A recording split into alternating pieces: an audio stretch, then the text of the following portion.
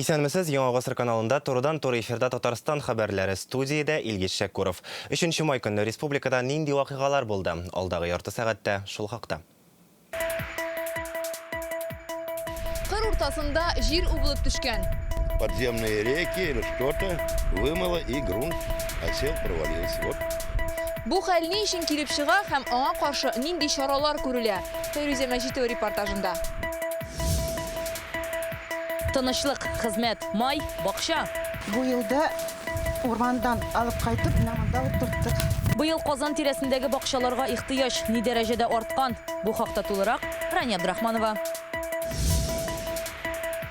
Туристлар кышбыгы программасы белән ял итүчеләр буенча Казан беренче бишлеккә кергән. Кремль ваш смотрели. Все очень понравилось. Ни өчен кунаклар Казанны сайлаган? Чулпан Касымова сорашты. Тирән чокырлар һәм сазлыкларда автомобильдә җилдергә яратучылар актанышка җыелды. Ярышларның оештыруның төп максаты безнең яшьләрне спортка тарту. Пычрак юлдан ям таба белүчеләр турында Илдар Сафиуллин. Юлдагы фаҗигаләрдән башлыйбыз. Бүген Чистай Түбән Кама трассасында җитди юл һәлакәте килеп чыга. Анда 2 кешенең гомере өзелгән.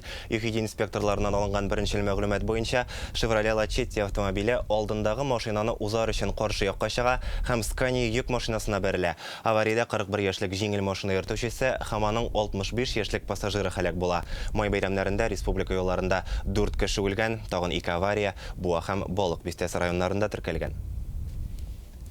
Татарстанда инде 3нче көн Зия елгасында баткан ир-атны эзлиләр. Ул суга кергәндә исерек булган. Фаҗига Буа районы Әлши авылы янында килеп чыга. Зия елгасы яры буенда бер төркем ир-ат ял иткән. Шуларның берсе суга керә һәм икенче ярга yüзеп чыгарга тели.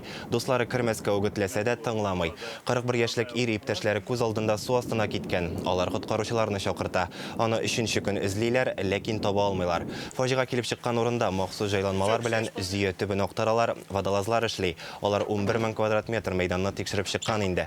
Коткаручыларга якын тирәдә яшәүчеләр дә ярдәмгә килә. Алар резин кимәгә утырып елга өстен карый. Гадәттән тыш хәлләр министрлыгында әйтүләренчә, ир-атны күзән җыерган булуы ихтимал. Чөнки кисәк салкын суга керү тынны кыса, йөрәк өчен дә куркыныч. Май бәйрәмнәрендә Яшел-Үзән районында кыр уртасында җир убылган. Карамалы-Тау бистәсе янында тирән чокыр барлыкка килә. Уҗымнар үсеп утырган зур мәйдан җир астына киткән. Кичә генә монда тракторлар эшләп йөргән була, басуга ашлама керткәннәр. Белгечләр әйтүенчә, тиздән чокырга су тула башлаячак һәм ул күлгә әйләнергә мөмкин. Бу тирәдә андый күлләр бар икән инде.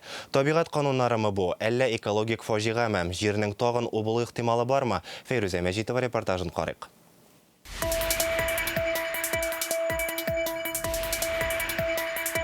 Уҗым кыры уртасында менә шушылай җир убылып төшкән. Бу хәл Яшел-Үзәннең Нижний Визовый, ягъни Карамалы-Тау бистәсе яныннан ерак түгел генә килеп чыккан. Чокыр шактый зур, тирәнлеге 10 метрдан артык, диаметры 25 метр тирәсе. Бу хәл берничә көн элек булды ди җирле җитәкчелек. Халык күреп алып социаль челтәрләргә куя, шуннан белгәннәр. Я так предполагаю, что под нами находится... Бу урында астан су үтә булса кирәк, һәм алар җирне юдырта, бушлык барлыкка килә, шуңа күрә җир убылады. Убылган җир тирәсендә шундый ук чокырлар бар. Алар хәзер су белән тулы. Бик күптәннән барлыкка килгәннәр ди монда яшәүчеләр. Аларны монда элек-электән Собакинские ямы, ягъни этләр чокыры дип йөрткәннәр. Это еще мои родители были живы, эти все ямы были. Бу минем туган яклар, безнең әти-әниләр, әби-бабайлар заманында ук монда берничә шундый чокыр бар иде инде. Монысы менә яңасы. Аның барлыкка килүен күрү безнең буынга язган булган икән. А вот это, конечно, на моем веку первый раз. Чокыр юл буенда гына трассадан күренеп тора. Үткән барганнар аны карарга килә. Фото, видеога төшерәләр. Социаль челтәрләрдән күреп биргән махсус килүчеләр дә бар. Большая, глубокая. Бу бик зур һәм тирән, ни өчен барлыкка килгәнен белмим. Мондый хәлне күргәнем юк иде әле. Думаю, надо проехать посмотреть. Уже техника работала сельскохозяйственная. Бу чәчүлек мәйданнар, монда җирне эшкәрткәннәр. Ничек монда тракторлар төшеп китмәгән әле? Агрофирма хезмәткәрләре дә моны могҗизага тиңли. Бу Кызыл Шәрык агро җәмгыяте җирләре. Көздән будай чәчкәннәр, язын ашлама кертәләр. Тракторлар әле күптән түгел генә бу җирләрне эшкәртеп йөрде диләр. Хәзер монда 5-6 сутый җир ишелеп төшә. Когда будут убирать комбайны, Мин хәзер бу чокыр өчен генә түгел, комбайннар урганда да җир убылмаса иде дип борчылам. Әгәр менә шушы урында комбайн яисә трактор булса, ул бер мизгел эчендә җир астына китә ала. человек в тракторе сидит, он мог моментально оказаться там.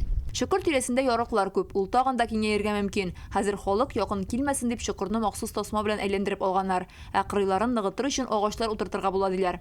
Карст чокырларының ничек барлыкка килүен геологлар табигать законнары белән аңлата. Явым-төшемнәр җиргә сеңеп, әкренләп җир астындагы туфракны юа һәм бушлык барлыкка килә. Ул теләсә кайсы вакытта ишелеп төшәргә мөмкин. Мондый хәлләр нигездә зур елгалар янында килеп чыга. Система озер Собакинский ям, вот это она уже нами изучена хорошо. Без бу урынны өйрәнгән идек. Монда известь долометлар күп, алар суда эри торган матдәләр. Җирнең өске катламына якын булганга җир убылады.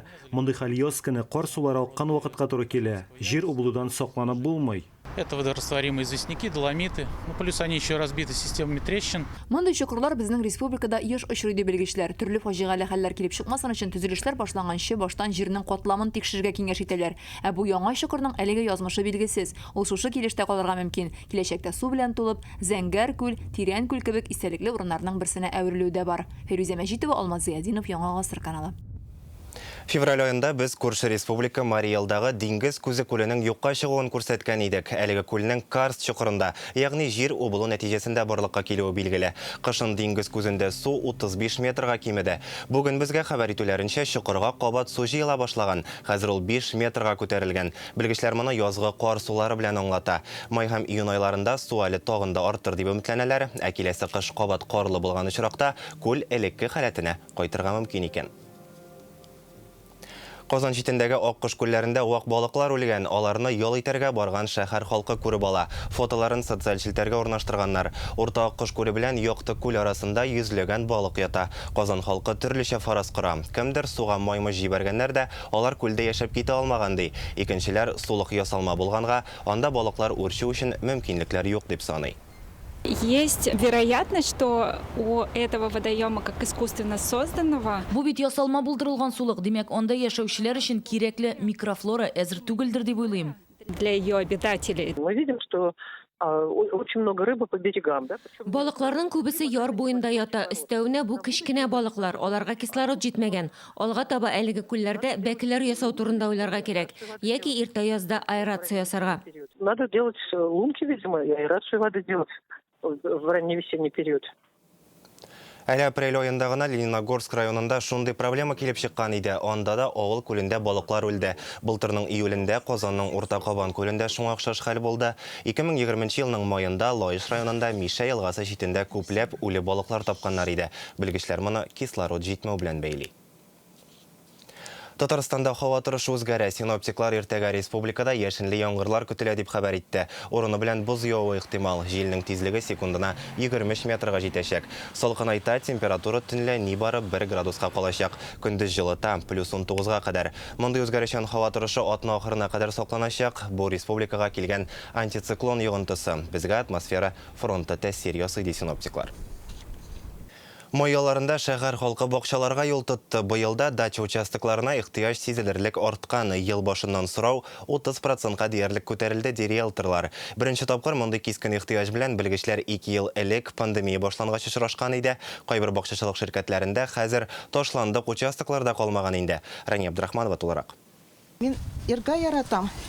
Бу елда урмандан алып кайтып, намында алып торттык.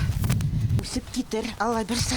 Эльза Борханова гомер буе шәһәрдә яшәгән. 2020 елда пандемия башлангач 6 сутылы бакча алалар. Мунча тизеп куйганнар, быел чират түтәлләргә җиткән. Чит илгә чыгу мөмкинлеге булмагач, буш вакытлары биредә уза.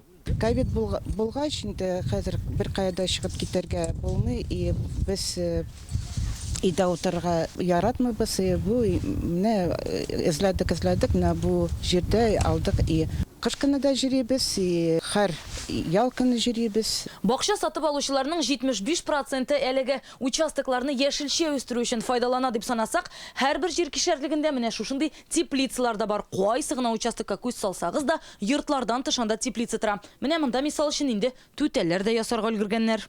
Бу Горбунов исемендәге Казан авиация предприятиесе берләшмәсе бакчалары. Әле былтыр гына ташландык участоклар була, быел калмаган. Монысы элек җылылык электр үзәге оешмасына караган Воровский бакчачылар ширкәте. Быел биредә дә иясез бакчалар юк. Былтыр, например, караганда наверное, 5 участок сатылгандар. Быел, наверное, 1-2 участок. Сырау бар, җириләр, особенно менә яз көне, хәзер вакыт бит инде үзегез беләсез, бакча вакыты. Керәләр, сырыйлар. Вот, а бөтен кеше уже, откровенно говоря, кемгә кирәк булмаган участокларны, кемгә кирәк алдылар, кемгә кирәкми сатып бетерделәр. Хәзерге көндә безнең бакчада участоклар юк. Аларны уже кемдер бит инде ясаган, монда уже рәткә керткән. Шуңа күрә андый дачаларны бик редко саталар. Бакча участокларына ихтыяҗ артканны риэлторлар да сизгән. Беренчедән 2020 елда пандемия башлангач, быел шикләр ябылган булу сәбәпле халык бакчада ял итә. Яхшы хәлдәге бакчасы һәм йорты булганнар моңа кадәр йөрмәсә дә, бүгенге шартларда шулай ук 5-6 суты кишәрлекләрне эзләп килә икән. Арзаннары теге елда 500 мең бар иде, 700 мең бар иде. Быел уже әйбәт дачаны где-то, наверное, 1 миллионнарга. Әйбәтне карасан, әйбәт участок белән ровный белән 1 миллионнар тора ул. Вот, әйбәт шәһәр яндарак булса. Дача амнистиясеннән соң күпләр бакча участокларын икенче юнәлештә файдалана башлады. Анда ел дәвамында яшәрлек йортлар төзиләр. Икенчеләренә җәйге йортта җитә. Менә шундый 20-30 квадрат метрлык кечкенә генә бакча йорты сораучылар арткан. Спрос на дачные дома растет. Участок алучыларны да анда турыр урын төзергә теләүчеләрнең дә артуын күрәбез. Әйтик, 2 ел элеккеге белән чагыштырганда да быел 20-25%-ка күбрәк кеше яңа йорт салырга тели. Больше, чем было года 2 назад. Кемгәдер җир генә түгел, тиз төзелә торган йортта кирәк. Шундый каркаслы бер йортны квадрат метрына карап кимендә 300-400 мең сумга салып була диләр. Хәтта йорты совет заманынан калган булса да, халыкка бакчадагы хезмәт кызык. Без җирне яратабыз.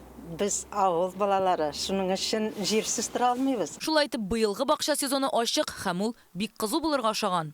Рания Абдрахманова, Марат Зайдуллин, Яңа гасыр каналы. Төзелеш тармагында импортка алмаш бармы? Санкциялар Казандагы объектларны кулланылышка тапшыруда тоткарлык ясамасмы? Бу хакта Реальное время интернет газетасыннан укыгыз. Май байрамының 3-нче көнен Татарстан президенты урманда үткәргән. Бу хакта ул үзенең социаль челтәрдәге сәхифәсендә хәбәр итте. Рөстәм Миңнеханов урманда төшереп алган фото урнаштырган. Кечкенәдән әти белән урманда йөрдем. Бу безнең өчен иң яхшы ял иде дип язган. Президент сәхифәсен карап баручылар урманда җан тынычлана. Һавасы искиткеч, кошлар сайравы, табигать нинди матур дип үз фикерләрендә калдыра. Татарстан президентының әтисе Нургали Миңнеханов белән шәхсән таныш булучылар да бар икән. Аларда хатирәләре белән уртаклашкан. Кемдер урманда төшерелгән сүрәтләре белән дә бүлешә. Узган елларда янгын куркынычсызлыгы режимын бузучыларны квадрокоптер ярдәмендә фаш иттеләр. Мондый җайланма ярдәмендә коткаручылар махсус рейдка чыга. Һавадан төшерелгән видео кагыйдә бузып, учак ягучылар яхшы күренә диләр гадәттән тыш хәлләр министрлыгы хезмәткәрләре. Март аенда һәм апрель башында гына 176 тапкыр корган үлән янган, барсында да диярлек кешеләр гаепле. Янгын куркынычсызлыгы режимы 15 майга кадәр дәвам итә. Аңарчы ачык һавада учак ягарга, үлән һәм чүп-чар яндырырга, шулай ук мангалда, Казанда ризык пешерергә ярамый. Кагыйдә бузучыларны штраф көтә, аның суммасы 2 тапкыр арттырылган. Гражданам и гостям района, Район кунакларына һәм республика халкына мөрәҗәгать итәм. 15 майга кадәр учак ягудан, корган үлән яндырудан тыелып торсагыз иде. Чөнки бу вакытта һава торышы тотрыклы булмый, көчле җил янгыннарга китерергә мөмкин. Может привести к неконтролируемому горению и сгоранию вашего имущества. Казан май бәйрәмнәрендә сәяхәт итү өчен популяр шәһәрләрнең берсе санала. Меңләгән турист баш каланы сайлаган. Кунакханәләр 90%-ка тула. Моңа кэшбэк программаларда сәбәпче ди белгечләр. Ташламалы чартер рейслар да булдырылган. Туристлар мондый мөмкинлекләрдән актив файдалана. Шул ук вакытта үз җайлары белән килүчеләр дә шактый. Кунакларны Казан нәрсәсе белән җәлеп итә соң? Баш каланың үзәк урамнарында Чулпан Касыймова йөреп кайтты.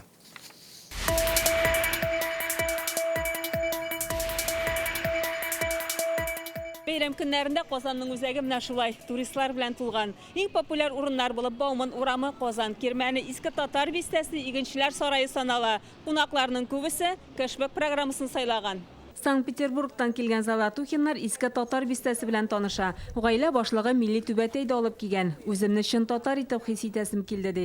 Сәяхәт өчен кэшбэк программасын сайлаганнар. Ниятләре Татарстанның истәлекле урыннарында булу. Мы приехали на 5 дней. Без 5 көнгә килдек, экскурсияләрне дә алдан сайлап куйдык. Эшебезгә 80 мең сум тирәсе чыкты. 20 меңе кэшбэк булып кире кайтты. Казаннан тыш Зөя утрауына да барырга җыенабыз. Туристларның күбесе Казанга килергә алдан планлаштырган. Билетларны көздән үк алып куйганнары бар. Кунакханәләр 90%-ка тула. Планировали гостиницу в октябре месяце. Без кунакханәдә урыннарга октябрь аенда ук бронь салдык. Казанга килергә дусларыбыз киңәш итте. Аларга шәһәр бик ошаган. Без сувенирлар да алып кайтып китәбез. Супруга решила купить билеты.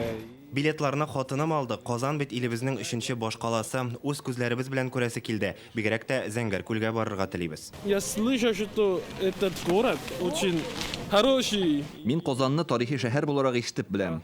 Исторический город. Кэшбэк очень востребован, и Казань вошла в топ-5 городов. Кэшбэк программасы бик кулай, аның буенча безгә туристлар күп килә. Бу юнәлештә Казан илдәге шәһәрләр арасында беренче бишлектә. Инде 30 июньгә кадәр кунакханәләрдәге бик күп урыннарга кэшбэк программасы буенча бронь салынган. Это хорошая возможность людям сэкономить и получить массу удовольствий. Ташлама белән сәяхәт итәргә теләүчеләр өчен тагын бер мөмкинлек чартер рейслары. Тур бәясенә юл хакы, яшәү һәм ашау да кергән. Моннан тыш кэшбэк кайтарыла. Узган җомгада беренче чартер рейсы белән башкалага Санкт-Петербургтан туристлар килде. Мондый очышлар Казан, Мәскәү арасында да бар. Приезжаем уже не первый раз. Здесь просто замечательно. Монда кунакчыл халык яши. Бу юлы дусларыбызны да алып килдек. Бүген Болгарга барга җыйнабыз. Вам очень все нравится. Мөстәкыйль рәвештә сәяхәт итүчеләр дә бар. Әлеге пар Казанга Екатеринбургтан машина белән килгән. Хотим в Иннополис съездить обязательно. Значит, на этот Казан посмотреть ваш. Без кичә килдек кенә Иннополиска барасыбыз. Әкият Курчак театрын, Игенчеләр сараен карыйсыбыз килә. Биредә бик чиста, безгә бик ошый. Очень чистенько здесь, так, прям уютненько. Алда җәй айлары, димәк туристлар ташкыны тагын да артачак. Чулпан Касымова, Рамзил Гарипов, Яңа гасыр каналы. Бүген православие динендәгеләр Радоницаны билгеләп үтте. Ул Пасхадан соң 9нчы көнгә туры килә. Христианнар гыйбадәтханәләргә килеп, бакыйлыкка күчкән якыннары рухына дуа кыла. Зиратларда каберләрне тәртипкә китерә. Пасха күчтәнешләре чәчәкләр алып килә. Борынгылар бу көнне үлгәннәрнең җаннары аларны сагынган туганнарын күрер өчен җиргә кайта дип ышанган. Радоницада христианнар өчен тыелган гамәлләр дә бар. Мәсәлән, бу көнне бакчада эшләргә, туй үткәрергә, балык тотарга ярамый. Бүген Казанның Арча зиратына йөзләгән кеше килде. Алар якыннары каберләренә чәчәк салды. Мама, папа здесь похоронены у меня. Әтияни монда җирләнгән. Алар икесе дә Бөек Ватан сугышы ветераннары. Аннары ирем кабере янына барам. Шулай бөтен туганнарымны искә алачакмын. Постараемся подойти ко всем. Һәр туганыбызның каберенә килергә тырышабыз. Килмәсәң, мәрхүмнәр өчен бәйрәм булмый. Көннәр дә матур тора. Без Худайга рәхмәтле.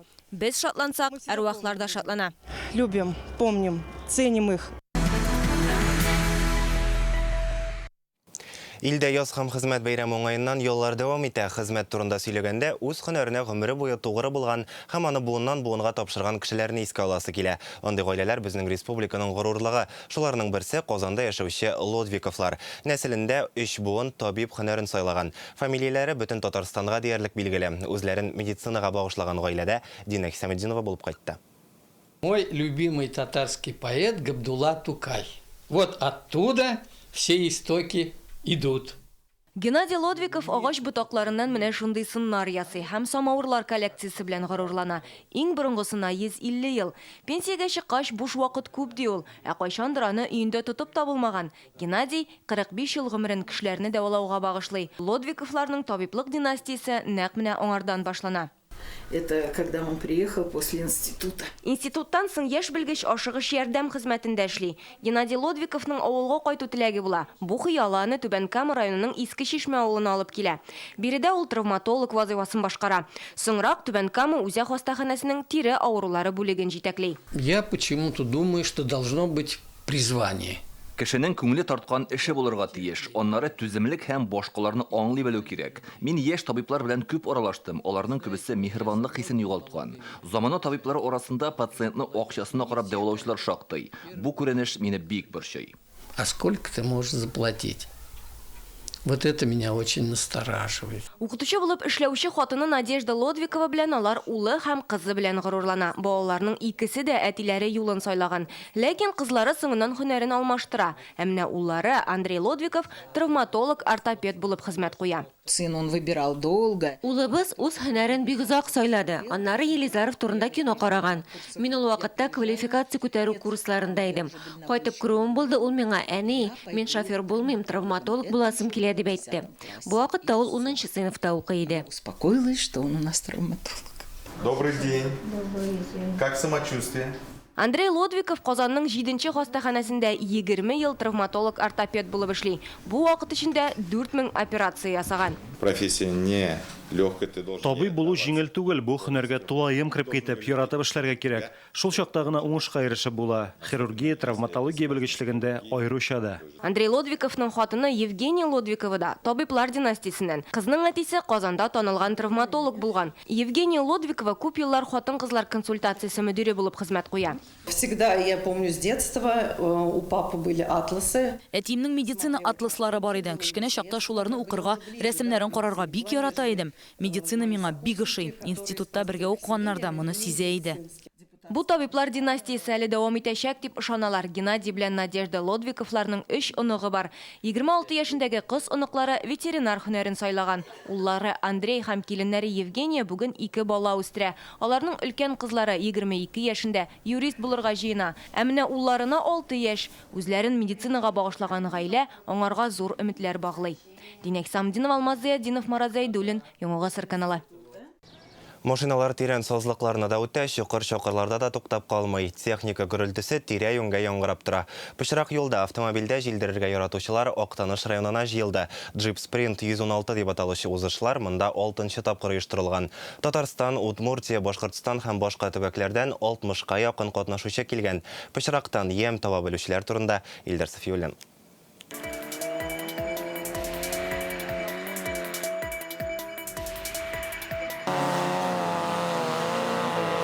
Машиналар кайбер җирдә очып китә сыман, каядыр батып та калалар. Техникада трассада алдан әзерләнгән. Узышчылар өчен катлаулы, тамашачылар өчен кызыграк булсын өчен тирән чокырлар, сазлыклар ясаганнар. Эреп бетмәгән кар да файдага гына.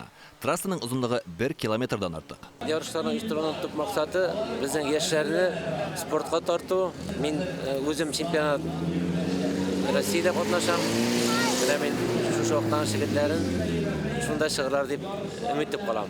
Шуракай авылы янында мондый ярыш 6-нчы тапкыр оештырыла. Кызыксыну зур. Узган ел 40-тан артык экипаж катнашкан булса, быел 56 техника стартка басты. Ярышчыларның КамАЗ мастер командасыннан баггилар да килгән. Мондагы һәр катнашучы сазлык, төтен исе, тизлек һәм техникадан яшәү яме күрә белә.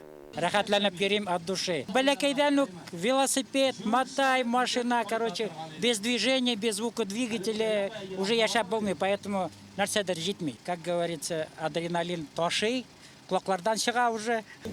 Татарстаннан түгел Свердловск, Удмуртия, Башкортстан һәм башка төбәкләрдән килгәннәр. Уазда җилдерүче Руслан Садриханов һәм аның штурманы Пермь краеннан. Сазлыктан пычрак сиптереп бер узу да онытылмаслык ләззәт диләр. 16, я 5. Еще только Спортның әлеге техник түрі белән күптән шөгыльләнәбез. Хәзер куркытмый инде. Иң мөһиме җиңү түгел, ә катнашып кәефне күтәрү. Удовольствие. Адреналин. Узышлар стандарт спорт һәм трофи категорияләрендә уза. Актаныш данын яклаучы Илфат Нурлыев быел стандарт категориясендә ярыша. Бу бит инде барыбер дә инде бер спорт түрі булып тора. Өйдә ятканчы инде шушындай үзенчәлекле автоспорт белән шөгыльләнү инде ул яшьләрне тарту үзе бер матур эш дип уйлыйм мин.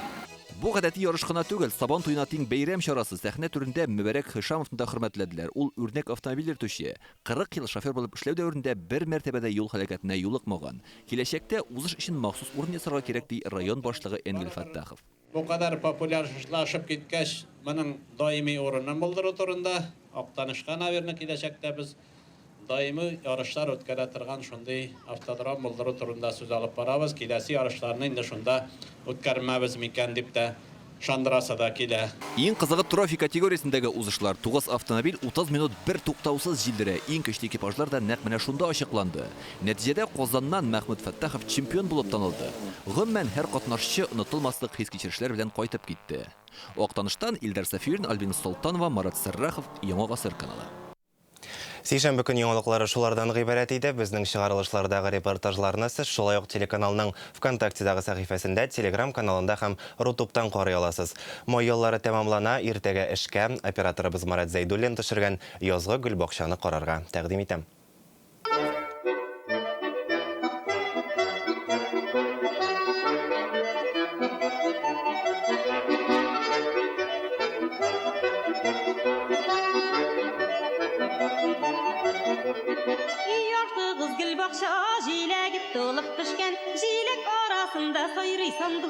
Ышып төшкән гөл бакчагыз бигрәк матур карыйм сыкланып кына миндә ышып төшәр идем күбәләк толыққына гүл бақшағызы бигерек матур қарым сықланып қына мен де ұшып түшер едім көбелек толыққына.